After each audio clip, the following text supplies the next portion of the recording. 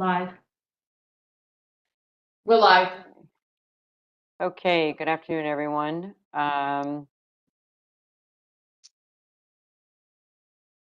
Welcome to the October 24, 2023 joint meeting of the Executive Committee and the Compensation Subcommittee of the University of Rhode Island Board of Trustees.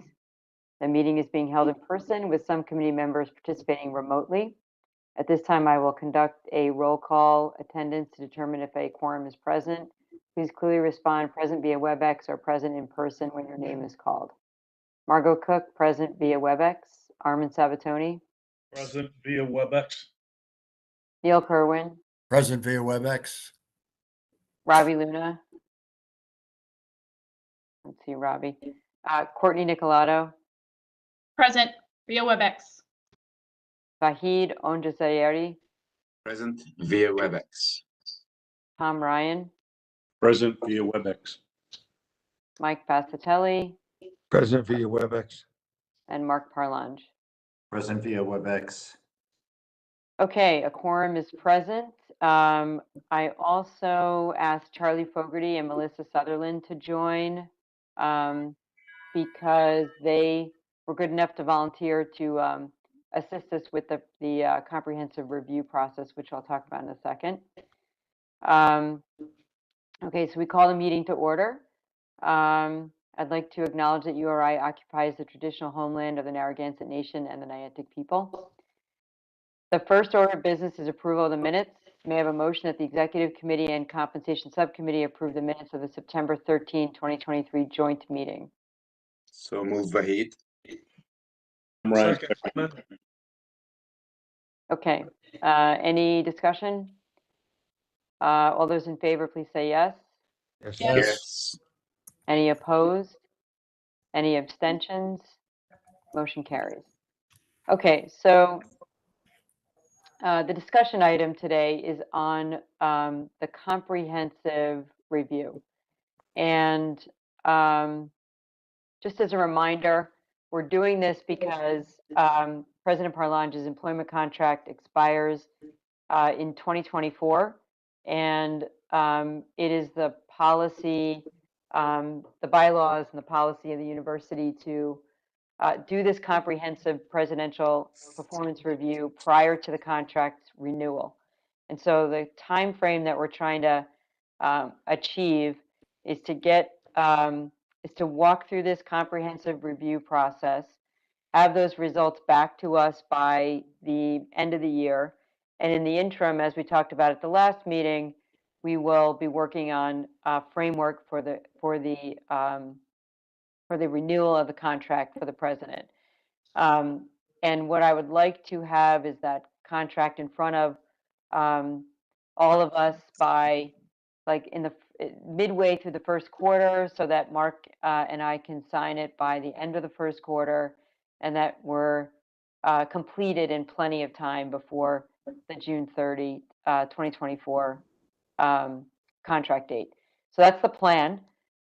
This comprehensive review, which is different than the annual review that we do with Mark each year, is that we reach out to lots of different audiences, different constituents that can give us feedback on the president. Now, all of this we're doing with, you know, it's 2 years under Mark's belt, so I think it's good that we're getting feedback.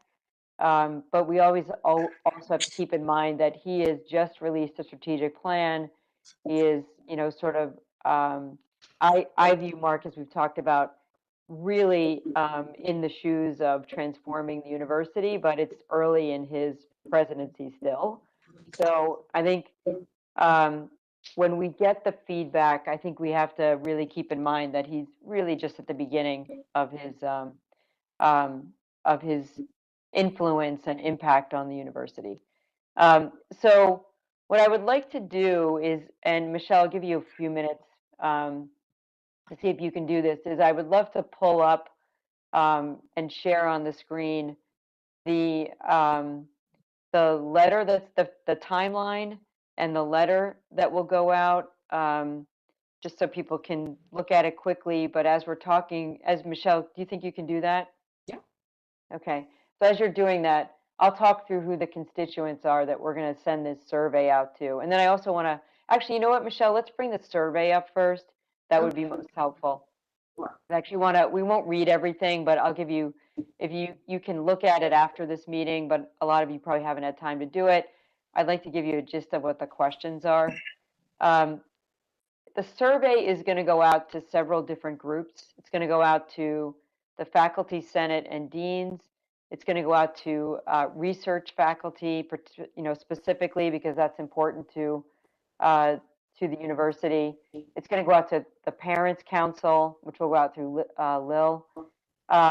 College advisory councils, which will get us at alum. So like the School of Business has an advisory council.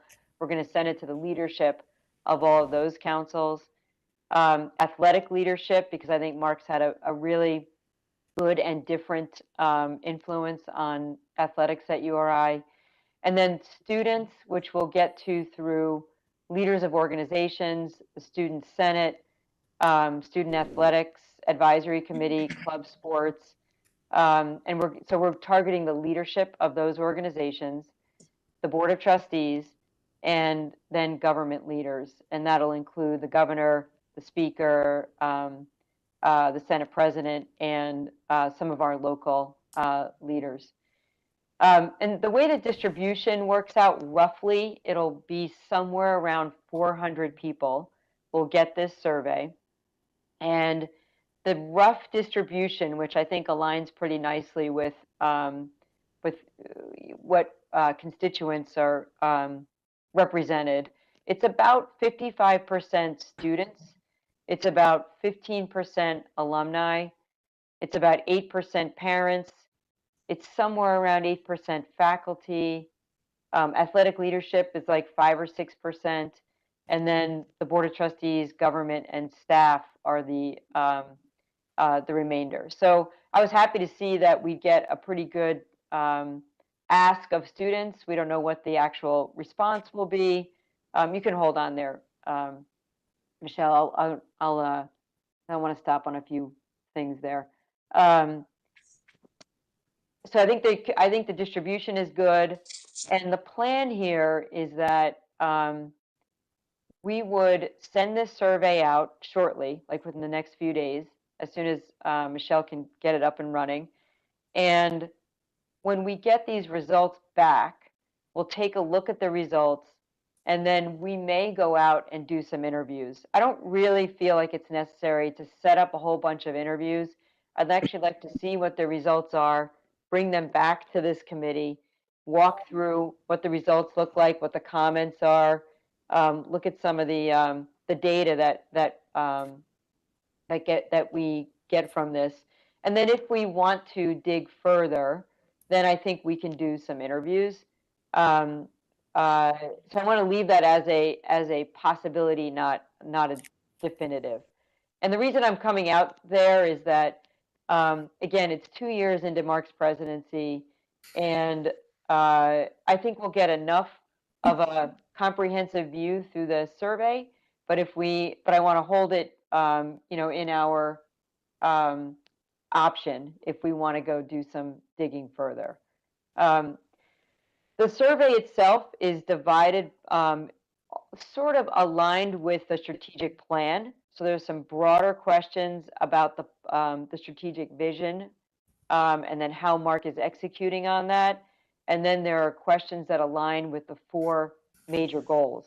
So Michelle, if you want to just scroll through this a bit. And again, you can look at this after. They're meant to be easy to answer. I did the survey. It took me like 6 minutes to do the survey. It's meant to be, something where you can do pretty quickly, but also add comments if you want. I think all of us would probably say that if you got a survey and it said it's going to take you 20 minutes, you might not do it. So we're going to say in the letter that it takes you about 10 minutes to do it, and I think people will engage. Typically, I think back, Tom, to the presidential polls that we did when we were doing the president search. It's polls tend to be like maybe 20-30%. So if we get somewhere in there, I'm going to feel pretty good about it. And I think we'll get enough feedback from the right groups. So, so that's kind of where we are with this. I would invite you to take a look at it if you haven't. But I think what Michelle's done here with doing some research on what other president surveys have looked like. I think it's comprehensive in that it's getting at the strategic plan, but it's also getting at how, Mark's leadership. And I think it's getting at the right groups. But let me stop there and see if there's any feedback.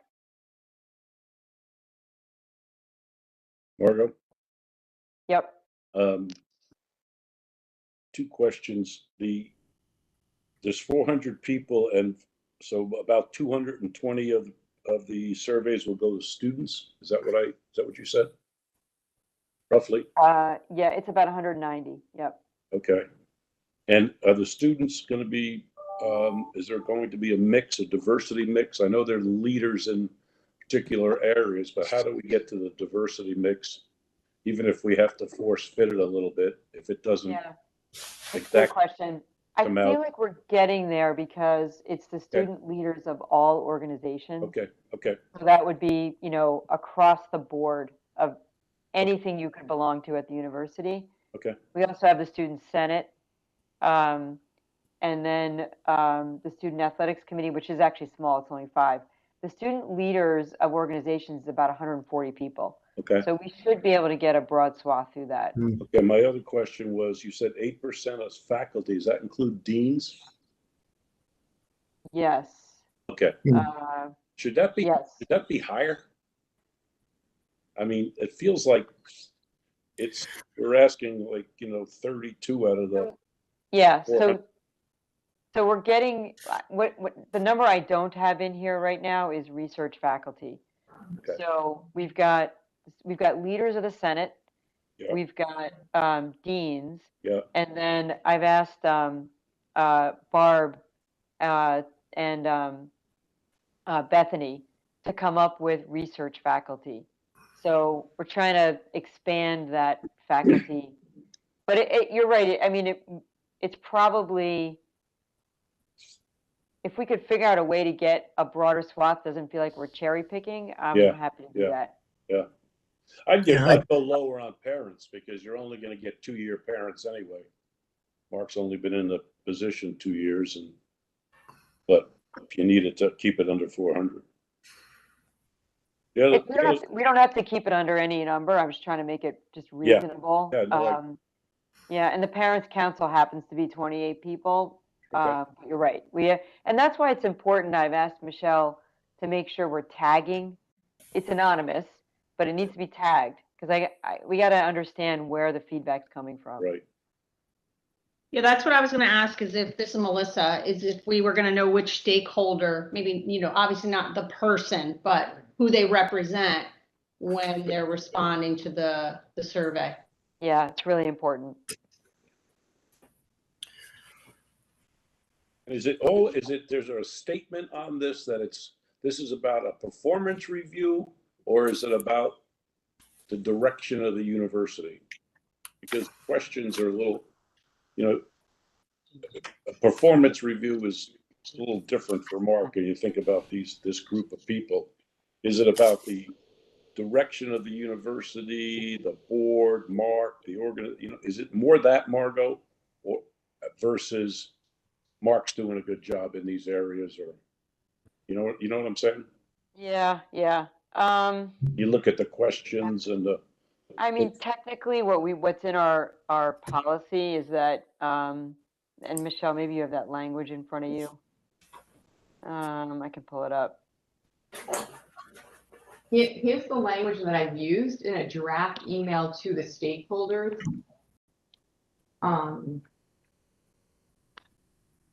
You make that bigger.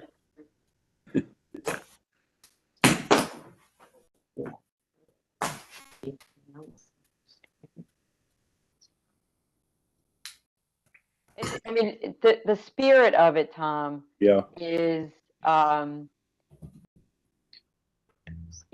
more on a performance review. right. It's just tough for these people to understand Mark's effectiveness. A student or a parent dealing with the board, or they just won't have knowledge of it. I'm just afraid our reach will exceed our grasp here. And I'm not trying to upset the apple cart now. Whatever we have, we have. I think we need to be cautious that it's not really a performance review. It's directionally, are we moving the university in the right direction, working with the board, working with students, working with parents? It feels to me more that as opposed to Mark's true effectiveness. But that's just, I guess we'll figure that out. We get all of it back. Yeah, I'm not responding because I'm thinking. I don't, it's, sometimes it's hard to parse the two. Yeah. And yeah, Neil, I'd love your Yeah, perspective. I mean, a couple of things. I tend to share Tom's view about the size of the student survey group. It's larger than what I'm used to, and I would lean more heavily toward stronger representation of faculty and at this point staff. But as far as what, ultimately, obviously, it's the board's responsibility to evaluate Mark's performance.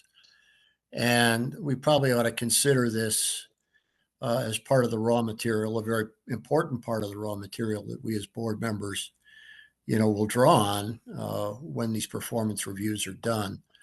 I think that every one of the constituencies are going to respond from that vector they come from. It's really up to us to, at the end of the day, to try to weigh this relative to the intensity of our interactions with him and frankly, the intensity of what we pick up ourselves from, other parts of the campus. I think, but yeah, good points. So, so let's narrow the student population down and broaden the faculty. And we'll figure out a way to do that. That seems like it's fair.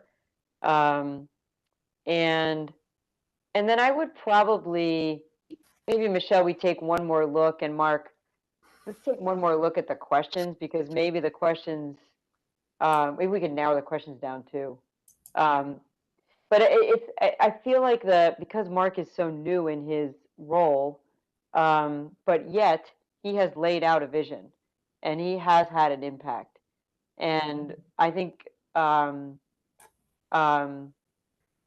two are really closely intertwined, and he is taking the university in a different direction.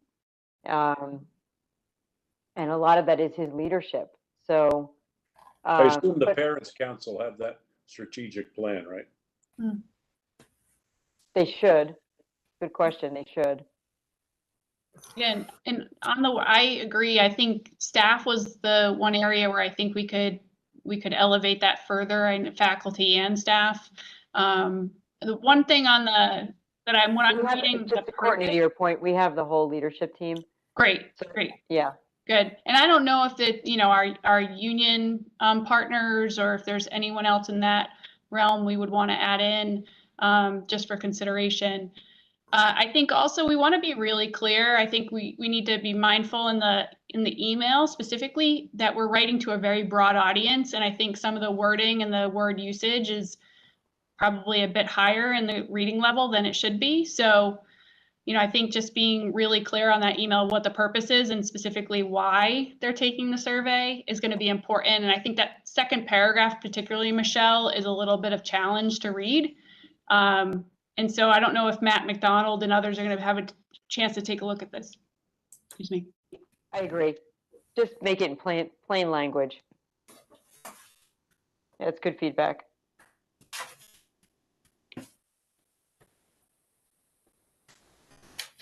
Okay.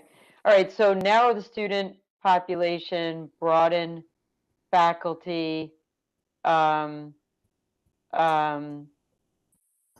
Let's take another look at the questions to lean it more towards a performance review versus a broader because it kind of leans into how are we doing as a university versus how's Mark doing. So I think focusing on that, and then making the letter that goes out real easy to understand what we're doing. Okay. Got it. Thanks. All right, good. Anything else? So a question, this is Melissa. So in the criterion scope, it does talk about interview data. Do we want to just put that on hold? I just don't want to get caught where we haven't kind of covered all our bases based on what the criterion scope of the evaluation is. Or maybe we're getting that other places, but I just wanted to make a point of that. Yeah, so I think she's referencing the prestigious paragraph, and that was just using language from the policy Okay. as a guide. All right. It just doesn't explain, specifically in the policy exactly who would be interviewed and how the interviews would take place. So it's, I would take the sentence out. okay. We can pretty much do this the way we want to do it. Okay. We wrote it, so That's right. I don't feel beholden to it.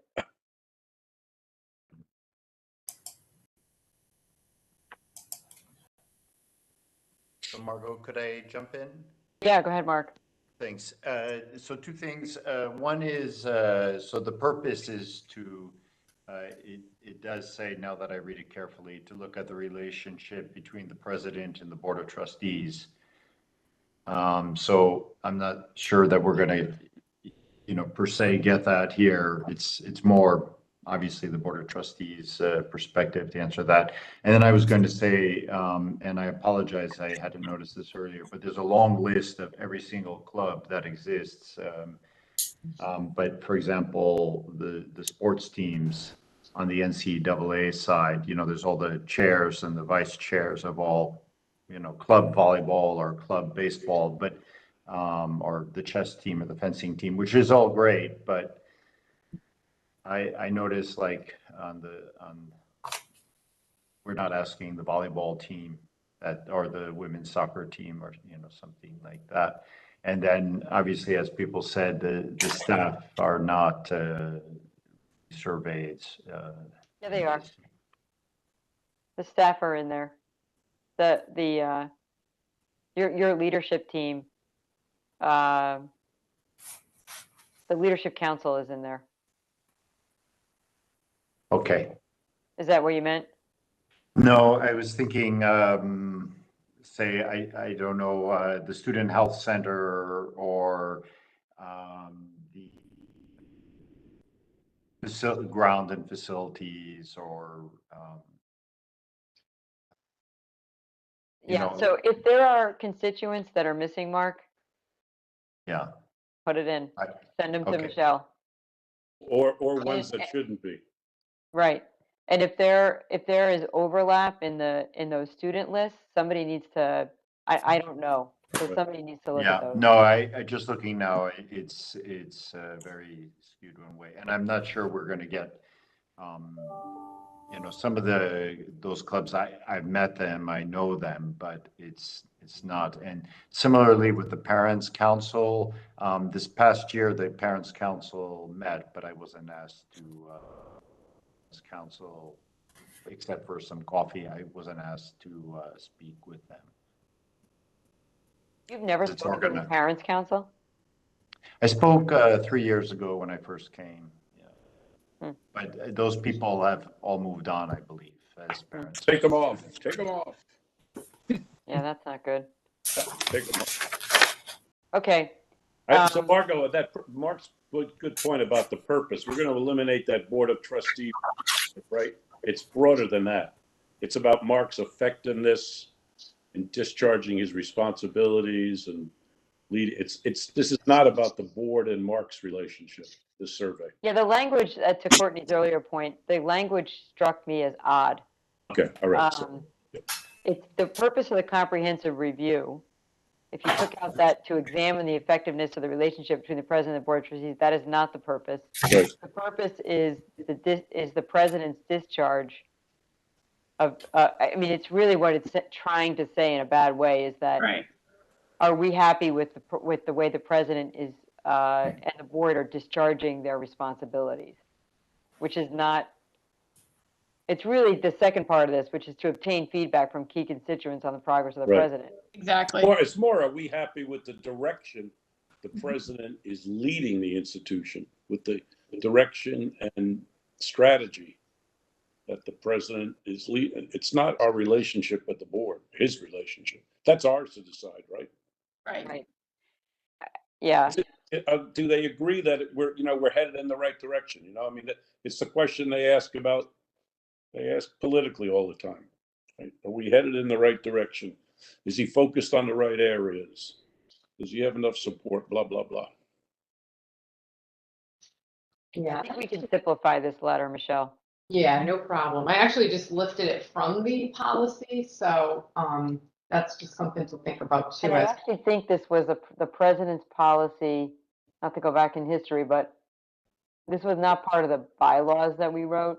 No, This I was feel like this we, was the old president policy. or we right. pulled it from AGB or something. There was something that didn't start. Yeah, Yeah. okay. Yeah, we'll make it our own. Good. I would just point out too that even if the policy says the purpose of the comprehensive review is to do that, that can still be the purpose for the board. That doesn't have to be the purpose of the survey. The survey is for the board to collect that feedback, and then the survey is making those judgments under, the board is making those judgments under the policy. Exactly. All right, so let's make this a lot more simple language. Okay, great feedback, thank you. And then the plan will be to bring this group back together once we get these results.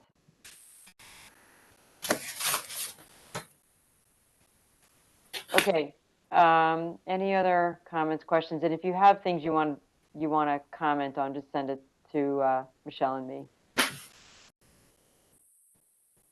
Okay, the next item on the agenda is the executive session, and we are entering this executive session to talk about a collective bargaining issue. So may I have a motion that the executive committee convene into executive session to discuss collective bargaining with all bargaining units pursuant to RAGL 42465A2. So move, Neil Kerwin via WebEx. Second, Mike Sasser-Kelly. Thank you. Any discussion? There being no discussion, I'd ask for a voice vote. All in favor, please say yes. Yes. Any opposed? Any abstentions? Okay, the motion carries. So Margot, I'm going to leave now. Oh, yeah, thanks, Yeah. Charlie. Thanks, All yeah, right. thanks for coming, and we'll be back in touch about this. See you all next week. Thank Okay. you. Take care, everyone. See you, Governor. See you, gang.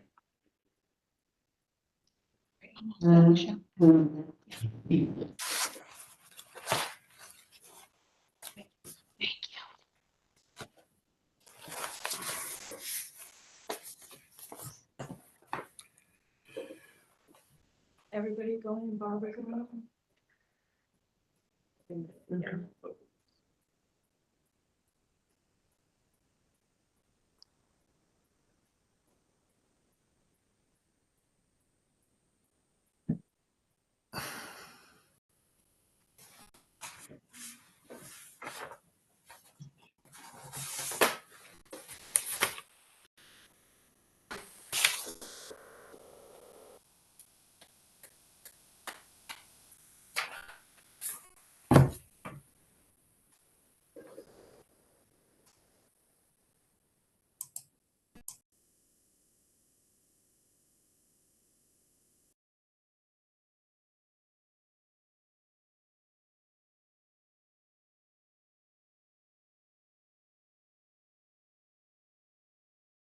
Tom, I guess we're the only two, Oh, were we that supposed haven't to, moved over. we're supposed to join a breakout session?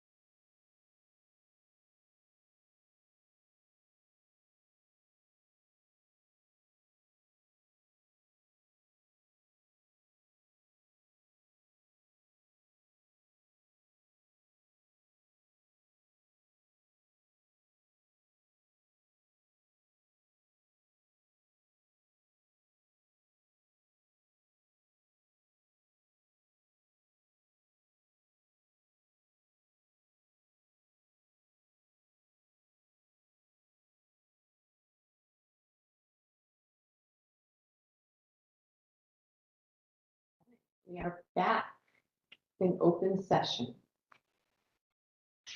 So everybody wants to just unmute your microphones in case they're muted.